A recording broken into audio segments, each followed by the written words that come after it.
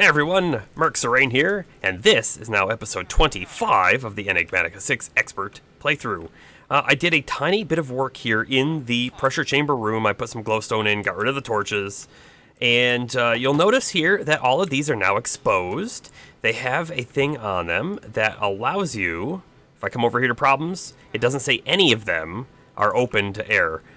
There is thermal lagging is what it's called on here. They're basically little tiny windows that keep all the heat inside. So that allows us to still interact with the refinery and pull liquids out or put liquids back in if we wanted to, right from here.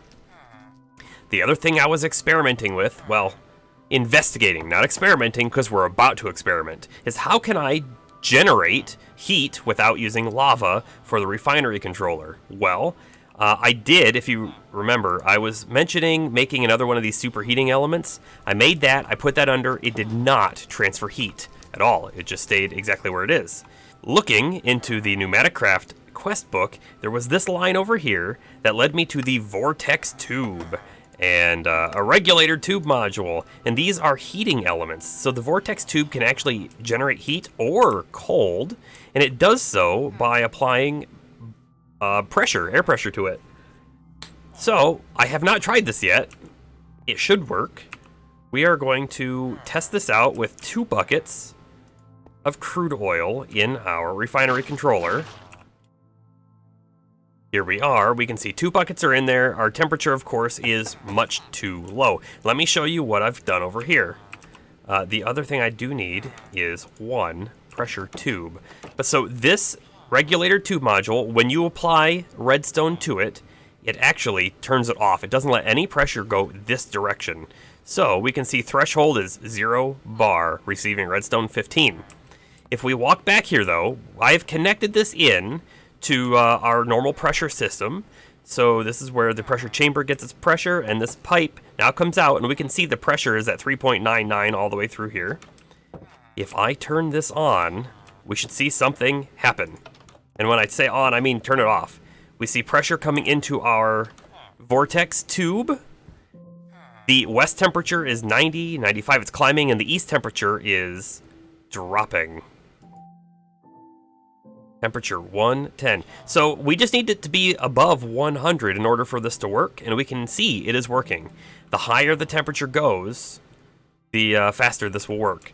I don't know if having this open to the air matters. I don't think it does. I did read, though, that it's better to vent the cold side into the open air. So if we had a block here, it would actually hinder the heating element. Or vice versa. If you were trying to cool instead of heat, it would hinder that side. So, if you remember, the lava, we were able to get up to about 185, 186 degrees Celsius. This only goes to 128, 129. But we don't have to worry about replacing the lava. We don't have to worry about running out of lava either in the system. So this is pretty cool. I'm going to run a little bit more crude oil through in order to get some more LPG. I want to make sure we've got enough plastic. We have some over here, but plastic's used for so many things. So let's get just a little bit more going. And you can see over here too, our liquid compressor, we are still running off of the very first bucket of refined fuel that we put in here. We haven't even used half of it yet. So I think our system's looking pretty decent. Unfortunately, it does look like this is draining our pressure faster than we can produce it. We're now down to 101. Look at this. Temperature is now 99. So we're no longer processing anything. Look at that, the west temperature, 101, 100, 101, 100. It is, it must be just slightly peaking above the 100 mark here in order to continue processing. Hopefully, we're not losing anything due to this process. But we can see over here, the pressure in the chamber is 2.3, 2.29. It is going down. Our pressure over here, 2.34. 2.33, it is going down. So this one liquid compressor, unfortunately, cannot keep up with the demand of a single vortex tube. What do we have in store for today's episode, you might ask? Well, if you remember, we were working towards a drawer controller. now that we have our pneumatic craft system sort of up and working, we're realizing, I think very quickly, that we need more space. If we look at our drawer controller, we need to make the machine frame. In order to do that, we're going to need the assembly controller, right? The assembly controller has a space limitation as well, and I'm actually thinking we may need more than one of these setups. I'm not really sure how these work just yet. So, I think this room is too small. Since our current setup is too small, I've decided to expand this district. This is going to be our factory district. That's a building that's going to be sort of on the outskirts, the outlier. Here I am toying around with some different designs for roads, because we need to get roads in. Once we get the roads in, we can figure out where buildings are going to go. It's going to make things so much easier.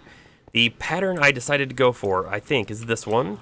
It's not going to be cobblestone. I think we're going to use a lot of different andesite and other grays, maybe some gravel, things like that. But this will continue out this way. And from here, the road will keep going straight out. I think we're going to put a road down this way as well. And this is going to be our new pneumatic craft building, where our pressure chamber and everything else for it is going to reside. This will give us space behind it, to the sides, the corners, for other factory-type buildings. We could even expand out this way. I do like this tree, though, so we're going to leave it alone. And poof! Just like that. We have a building. How did it pop into existence so quickly? Well, we did a live stream, and on the live stream, you can see, played around with the road just a little bit and got quite a bit of the building actually in place. There are some things I'm not sure I love about it, like these pillars. I was trying to mimic a lot of what we did on that building, but the pillars didn't quite work out because I decided, you know what, I want some big windows in here so that we can see all the cool stuff that's going on in there. Got ourselves a skeleton horse who decided to walk in, and he's stuck. Alright, so let's do a quick rundown of what the purpose of this building is, right? We need to move our pneumatic craft items over here.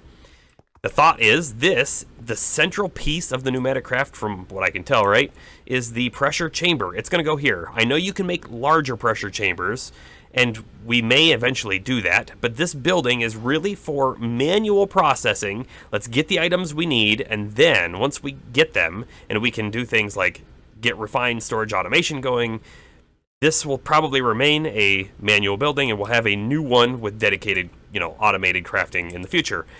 But this will be a chest. We'll have pretty pipe system going into the input, and we'll have another one coming out into a new chest in the output. We're going to have our liquid compressor right here. These are just some pipes, but we're going to get our little system set up here so we can route the power information, so we know how to turn it on and off. Pipes are going to route back this way. Pipes are also going to route over this way, and I think they're going to go underground. And this right here is going to be for our pneumatic craft assembly table. You have to have the controller up front, I think, is where we're going to do it, and that gets the pressure routed in through the bottom. So that's what we're going to do over here. Unfortunately, in order to get to the assembly table, we're actually going to need a few other things, and they're all in this path over here. We're going to need a UV light box. We're going to need an etching tank. We're going to need to be able to make etching acid, and that's all to make these circuit boards that we do need in the assembly table. So we have this set up over here. I'm thinking the UV light table probably here, the etching tank right here-ish. These are just, I threw them down. They're not really laid out exactly, but somewhere around there. And then over on the other side, we're going to have our refinery right here with our liquids, and this over here is going to be for thermo-pneumatic processing plants. We're going to make 4 of them, because I think we're going to want to have the ability to craft different things. This guy right here, and this one right here, will be our vortex tubes for heat. Going to be a fun system. So let's go ahead and get everything moved over now. Alright, so I am slightly worried. I know that when you use the pneumatic wrench, it is supposed to keep the pressure of the system that it had, right? So each block is supposed to keep the pressure. But what I've done here, right, is we added the volume upgrades, and so now we have a lot more pressure already created in here, and I don't want to lose it. So instead of potentially losing it, Why don't we try using a bunch of it up first? All we're going to do is make sure that this stays on, and to do so, I think we'll get a redstone torch. The reason why I'm disabling this instead of picking it up, because as soon as I pick it up, this is going to let pressure out of the system, and we don't want that to happen. Let's go ahead and get ourselves a little bit more of this crude oil. Something like that, and we actually will likely need to drain some of this. Get that all set up too. Alright, draining. We have drained all of the kerosene. That was quick. Drained all the gasoline. Now let's drain the diesel. Okay, let's turn this thing on. So, again, what's going to happen here is this is not going to turn on, and we're just going to use as much pressure out of the system as we can. And most of it is stored inside of there. We can see west temperatures going up and up and up. Because it has so much pressure built up in the system after putting those volume upgrades, I'm assuming this will actually go up quite fast. It'll probably go higher than the 126 or whatever it was that we saw before. Maybe it'll stop at 128. We can see our pressure going down. 3.29. Right, we can see our air quickly decreasing as our pressure goes down.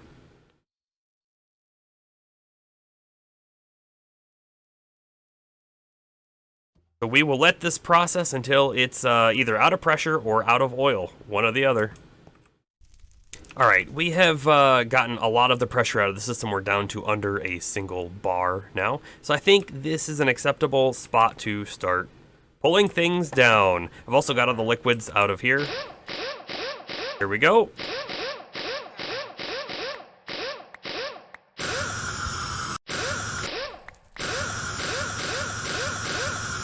Yep, so we are losing pressure by having these exposed. Oh no. Well, I don't know what's happening here, but we probably lost all the pressure.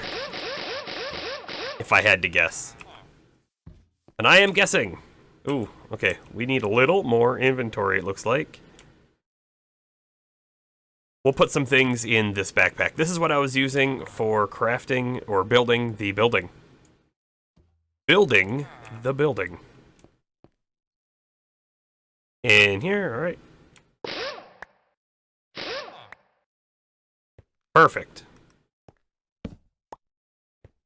Now that we're back at our building with all of our Pneumaticraft things, let's go ahead and start laying them out. I'm assuming as soon as I put this down, it's probably going to start running. Yep, it is. Let's go ahead and turn it to redstone high. So we actually need a signal now in order for it to be operational. Get all of our pressure tubes, and in fact, I realized I probably don't have enough pressure tubes. But that's okay for the time being.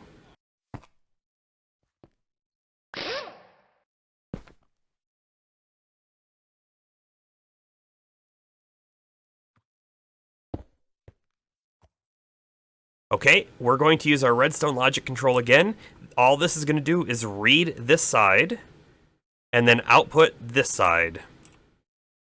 And we had decided redstone level 8 is what we wanted. So we want red. Actually, I copied the code from our bees. This is very similar to what we want, right? So instead of Y, we're pulling in from blue, right? So output red, input blue. So if blue is greater than or equal to 8, then we're going to output 15 on red. Okay, this should work. At the moment, right, blue isn't inputting anything, and red isn't outputting anything. And we do need to transform this back to the low signal so that it's running when this is off. But we're not going to do that until the rest of the system is put in.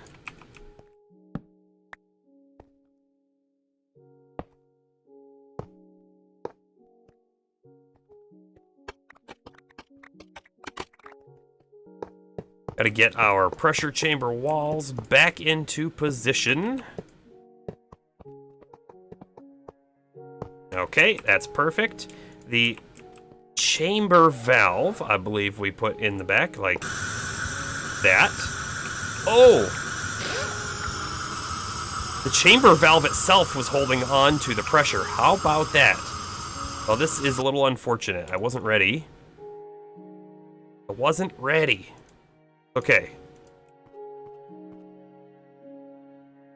We will get our inputs and outputs going first. Like this.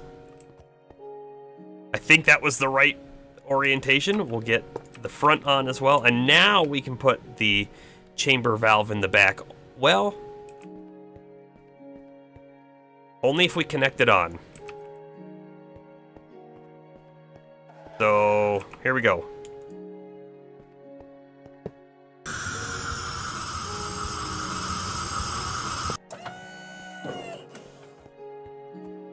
There we are. Back in working order. Sort of. Refinery controller goes there, and the outputs all come right here. Unfortunately, I don't have enough thermal lagging since we have this out in the open, so I'm gonna have to make a bit more of that. But we can get on the pieces I do have right now. I know if we check, right, it's gonna tell us 7 block faces are exposed. So I'm guessing 4, 5, 6, 7. Yep, that'll be it. The refinery controller also only needs temperature. It doesn't need any pressure, but the vortex tube will need the pressure. We now have the basis of everything moved over, so it is time to get it functional, right? One of the things I've done is I've crafted 3 more of these pneumatic processing plants, and mainly this was because there are many different crafts that we're going to do out of these, and the quest book recommended 4. So I think we'll probably have 4 dedicated ones, like one for plastic, and then we'll see where the other ones take us. Other things I've done is I've created a new vortex tube, so we'll have one here dedicated for the refinery. We'll have one here that should be able to heat all of these as necessary. It has its own shutoff valve there, and we have a shutoff valve here, so they are controllable on their own. And then finally, this pressure tube runs down, and it eventually connects to these 3 here. Remember, some of the crafts only take temperature and don't take any pressure, but it doesn't hurt, I don't believe, to have the pressure in there. So we've got them all hooked up. The only thing we haven't done, connect them to the whole system. So now it's all connected. And the final thing to do is to have this operational. And all we should have to do is set this back to low signal. So just as a reminder, this now works when it receives no redstone signal. This right here should pick up when this says a power of 8, which, if we remember, a power of 8 should be 4 bar. So when we hit 4 bar, 8 will come in blue, right? This is what it's saying. If blue is greater than or equal to 8, output 15 on red. Meaning, of course, we will output a signal over here, turning it off. So this will take a long time to build, just because the pressure chamber itself has a large volume upgrade in it. But we can see it is going up. Now, let's take a look at our quest log. So we had created plastic before, but we didn't actually get the quest completed. And why was that? If we look in the dependency, it actually required a bucket of molten plastic. So we had to get this quest done in order to do this one. Even though there's no arrow, it was a dependency. Now, that also means that we had to do all the ones before it. So let's go ahead and take a look, and we will also accept all of our rewards right now as well. So we had Pneumatic processing plant. Here's the 4. It's going to give us COD and chips and dispenser upgrades. Okay. Next, we have the diesel. Diesel's a rare loot box. What did we get in the rare loot box? Looks like we got omnidirectional hoppers. Okay. Those are usable for sure. The LPG is going to give us a rare loot box. This one gave us a logistics core, which is interestingly enough... Oh, well, I guess I thought it was going to be a quest, right? It's the logistics core item. But we will, I'm sure, use it down this path. Okay, and then finally we get to our molten plastic. Another epic loot box gives us 4 blocks of compressed iron. Okay, these are not too hard to make anymore, but I will certainly take them. Look, we also got 4 more volume upgrades. We might go ahead and slot those in here right now. It will mean that we should be processing through this even faster. Well, maybe not faster, but we will need to process more to get a higher bar. So I'm going to hold on to them until we've already got this one up to 4 bar. Back to our quest book. Here's our plastic. They're going to give us more plastic. Perfect. All right. So the next plans, we want to at least get up to, I think, the etching tank. So we're going to have to go down this path, starting with the Amadram tablet, which uses a lot of plastic. And some other things that don't actually seem too hard to make. So let's go ahead and make that now. One of the first items that we need for the Amadram tablet is the air canister. So let's go ahead and make that one now. Obtained. Next, we need a GPS tool. GPS tool in hand. Here is our tablet. Oh, and something else I didn't realize about the tablet until just now is you actually have to charge the tablet with air pressure. And then, of course, in order to do that, it says insert into a charging station. Let's go ahead and see if we can do anything with it. No, see, as soon as we click it, not enough pressure, unfortunately. The funny thing, you know, quote-unquote funny thing, is if we want to get to the charging station, that is all the way down the middle path here. We might be able to make it anyways. The answer is yes, we can make it anyways. We'll probably make that ahead of time without going through the quest path. Just because we're not ready. We're not ready to get into those other things yet. But the Amadram tablet, if we look... Maybe, yeah, there we go. No, that's not going to show us there either. We can use it to order items, and then they drop it off with drones. I have no idea what that looks like. I'm really excited to try it off. But we'll have to get that charging station first. Over here, we can see what we can get, right? We can order all sorts of different things. Oh, I guess it doesn't just take emeralds, right? It might take crude oil, to get an emerald. We should be able to order crude oil. There it is. Cool. This is going to be a cool item. All right, and then they give us survey tools to use with the Amadram tablet right away if we had any pressure in it. But that would let us get a random sort of item, right? So the Amadram survey tools lets you get a collection of minerals from and then one of these locations, which is pretty neat. Probably also gets a free box. The very next quest is for a PCB blueprint, which looks like we're going to have to get from emeralds out of the tablet. So let's make our charging station now. Okay, charging station obtained. We're going to run back to our building and set it up. Back at our Enigmatica building, we can see our pressure is now up to 1.94, 1.95 bar. So we are getting there. Where should we hook this charging station up at? I have a feeling the pressure is supposed to come in through the bottom. So for now, let's go ahead and just set that right there. It doesn't look to be connected, so maybe it actually comes in through the back. So this is mostly a temporary location. We'll put it right here. Oh, we do not want that to attach.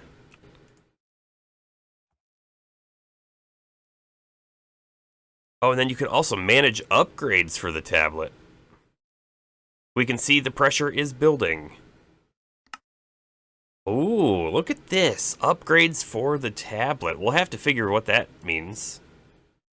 We could put volume upgrades in there. Maybe that's the only one. I think that might be the only one. Since the pressure is normalized throughout the whole system, and we're only at 2.2 bar, we can't really go any higher than that right now in our Amadron tablet. And the other thing, too, is in our system, we can normally only go up to 4, because that's what we have this thing all configured for. So we may need to have a whole separate system that can go to higher pressures. But for now, I think we're going to try and use it at 2.3 bar and see what happens. We're going to stand outside because it's going to have like drone delivery or something. We have on us the Amadron survey tools, so we're going to try and figure out how to do this. I'm not sure if we can do this yet. So it says, if this is just for an example, right? The end botanical survey, or there's the end mineral survey. We have the survey tools. However, when we look at it here, it does say only available when all, and it says dimensions, the end. So you may actually have to use that bit when you're in the end. Interesting. Okay.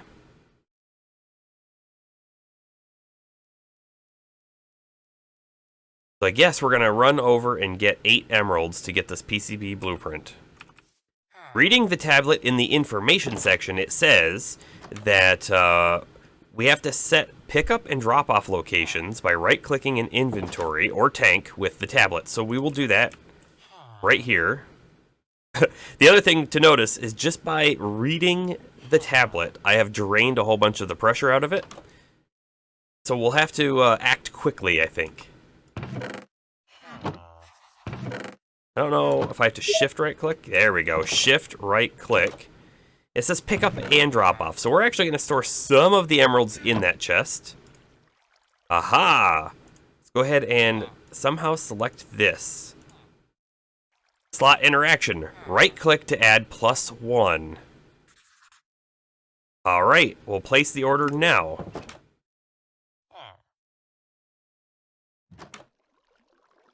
Oh, I missed it. That drone came and it should have picked up our payment. And this one might be coming to drop off our delivery. Yeah, look at that. There it goes. Gone. Pretty cool. Completing the PCB blueprint. Looks like we got some speed upgrades and some more compressed iron, which is always a welcome addition. The next item we need to make is the UV light box. The UV light box takes a bunch of stuff that we have or can make. This one's dark glass, but again, not too hard to make. Abyssaline or abyssaline lamps. These are not crazy to make, but I don't know how much prismarine we have left over since we haven't used prismarine for quite some time. Hopefully, we have some. It looks like we have plenty of prismarine to our name. Oh, an interesting thing just popped up. Down on the bottom, Amadron. New daily offers are now available. That's pretty neat.